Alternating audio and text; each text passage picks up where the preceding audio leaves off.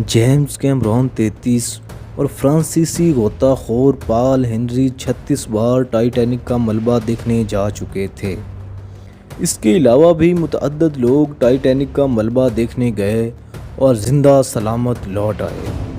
Ocean gate company ने कौन सी ऐसी गलती की जो इसके हादसे का सबब बनी? मैं हूं हकनवाज असद। आज की इस वीडियो में यही जानेंगे। ओशन गेट कंपनी की सबमरीन टाइटैन ने अपना सफ़र कनाडा के सेंट जॉन पार्क से शुरू किया। इसकी मंजिल थी यहाँ से दूर 700 किलोमीटर नॉर्थ अटलांटिक ओशन, जहाँ समंदर की तह में 400 मीटर नीचे टाइटैनिक का मलबा पड़ा था।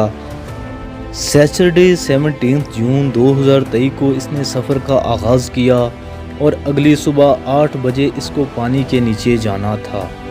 इसमें कुल 5 लोग सवार थे। हमेश हार्डिंग ये पहले स्पेस में भी जा चुके थे।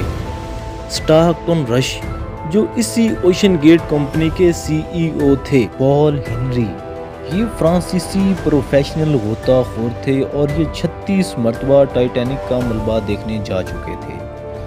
शहजादा दाऊद ये पाकिस्तान एंग्रो के वाइस प्रेसिडेंट थे और शहजादा दाऊद का बेटा सुलेमान दाऊद। पॉल हेनरी ने सोशल वेबसाइट पर अपना जो आखिरी पैगाम लिखा था, उन्होंने कहा, मौसम की ख़राबी की वजह से हमारी डाइव कुछ वक्त के लिए डिले हो गई है। जैसे ही मौसम बेहतर होता है हम डाइव कर जाएंगे। ये 5 लोग टाइटैनिक का मलबा देखने जा रहे थे जो 14 अप्रैल 1912 को डूब गया था और इसमें 1500 लोग मर गए। इस जहाज़ के मलबे को ढूंढने में 72 बरस लगे थे, मगर RMS टाइटैनिक को शोहरत तब मिली जब जेम्स कैमरॉन ने इस पर एक टाइटैनिक फिल्म बनाई। इसके बाद इसको इतनी शोहरत मिली कि आज भी दुनिया के किसी भी कोने में जो लफ्ज़ सबसे ज़्यादा सर्च किए जाते हैं वो हैं टाइटैनिक और कोको कोला। इतनी शोहरत के बाद लोग इस जहाज़ के मलबे को देखने जाने लगे। टाइटैनिक फिल्म बनाने से पहले जेम्स कैमरॉन ने खुद टाइटैनिक के मलबे के 33 दौरे किए थे। खैर, संडे 18 जून दोपहर 12 बजे सबमरीन को समंदर में उतार दिया गया। इसे जहाज़ के मलबे तक पहुंचने के लिए जो वक्त दरकार था वो था 2 घंटे, मगर 1 घंटा 45 मिनट बाद इसका राब्ता मदरशिप से मुनक़ता हो गया, जो कि ऊपर इसको मॉनिटर कर रही थी। इतनी सर्दी और अंधेरे में सिग्नल का गायब हो जाना आम सी बात थी, मगर जब शाम हो गई और सबमरीन वापस नहीं लौटी, क्योंकि ये पूरा ट्रिप 7 घंटे का था। शेड्यूल के मुताबिक शाम 7 बजे तक इनको वापस आ जाना चाहिए था। अब जो ऊपर मदरशिप खड़ी थी उसमें मौजूद लोगों के पसीने छूट गए। Canadian research vessel polar Prince ने टाइटन की तलाश शुरू कर दी और US कोस्ट गार्ड से भी मदद मांग ली गई। तब रात के तकरीबन 10 बज चुके थे। अगले दिन यहाँ पर एक मुकम्मल सर्च ऑपरेशन किया गया। सोहर स्क्रीनिंग की मदद से पानी के अंदर भी अपनी तलाश जारी रखी। अगले 2 दिनों तक तलाश तो जारी रही, मगर टाइटन का कुछ पता नहीं था। लेकिन फिर एक उम्मीद जागी। सर्च टीम को पानी के अंदर से कुछ आवाज़ें सुनाई दीं। ये आवाज़ें अंडर वाटर रडार से सुनी गई थीं। फौरन ROVS को आवाज़ की डायरेक्शन में भेजा गया, लेकिन टाइटन की कोई खबर ना मिली। अब टाइटन को हमेशा के लिए खो देने का डर बढ़ता जा रहा था, क्योंकि सबमरीन में जो ऑक्सीजन मौजूद था वो था 4 दिन का और ये तीसरा दिन भी गुजर गया था। थर्सडे को ROVS को टाइटैनिक के मलबे के पास भेजा गया। जब ये उधर पहुंची तो होश उड़ा देने वाले मंजर थे। जो टाइटैनिक का मलबा देखने गई थी वो खुद मलबा बन चुकी थी।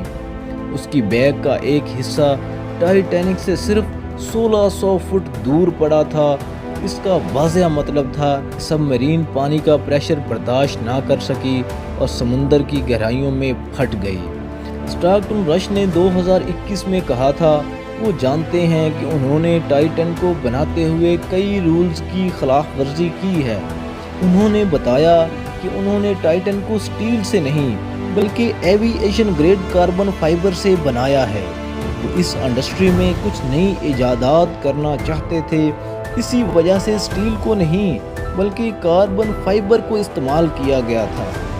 پہلی بار لانچ سے پہلے 5000 سے 10,000 PSI پریشر سے ٹیسٹ بھی کیا گیا تھا، جس میں یہ سب مرین پاس ہو گئی تھی، مگر ایکسپرٹ کا کہنا ہے کہ سمندر کی تہہ میں ہزاروں طرح کی طاقتیں سب مرین پر دباؤ ڈالتی ہیں، جس میں نہ صرف پریشر بلکہ پانی کا بہاؤ بھی ہوتا ہے، اور یہ بھی ہو سکتا ہے کہ اتنے اندھیرے میں کوئی سمندری مخلوق سب مرین سے ٹکرا گئی ہو۔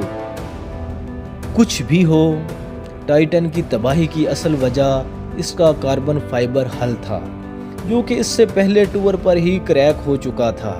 کارل سٹینلے نامی بزنس مین جو اس سے پہلے ٹور میں اس سب مرین میں گیا تھا، اس نے بتایا کہ جب سب مرین پانی کے اندر تھی تو اس نے کچھ کریکس کی آوازیں سنی تھی۔ کارل کا کہنا تھا کہ اس نے زیادہ توجہ اس وجہ سے نہیں دی تھی، اس وقت بھی کمپنی کے CEO ہی آپریٹ کر رہے تھے اور انہیں ان پر مکمل اعتماد تھا۔ 2018 میں اوشن گیٹ کمپنی کے ایک ایگزیکٹو نے کاربن فائبر باڈی کے خلاف آواز اٹھائی تھی۔ ان کا کہنا تھا کہ یہ مسئلہ سب مرین کے پھٹنے سے صرف ملی سیکنڈ پہلے ہی پتہ چلے گا، اور ہوا بھی ایسے ہی۔